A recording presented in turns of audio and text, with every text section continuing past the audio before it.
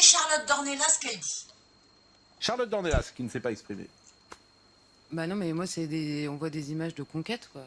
C'est plus une question de jeu, d'élection ou de pas élection, c'est la revendication d'une conquête territoriale. C'est rien de plus. Ces comportements, on les connaît, hein, c'est des comportements de racaille. On intimide la personne que l'on veut faire sortir, on l'humilie au passage parce que.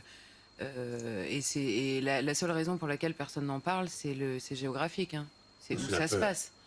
C'est géographique et donc démographique et on sait plus quoi en dire en fait. On sait plus quoi en dire et par ailleurs on a peur.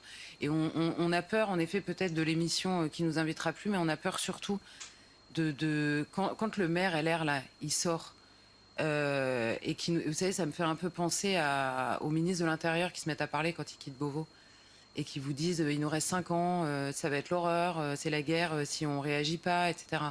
Bah là le maire c'est pareil, quand il vous dit c'est foutu. Ouais. Moi, ça me fait mal au cœur, en fait, parce qu'il a fallu attendre ça pour qu'on comprenne que c'était foutu. Après des insultes pendant des années aux gens qui disaient attention, ça va mal. Voilà. Donc, voilà, il y a eu des gens qui ont alerté. Alors déjà, en premier, ça a été Jean-Marie Le Pen. Hein, ça fait des années qu'il le disait.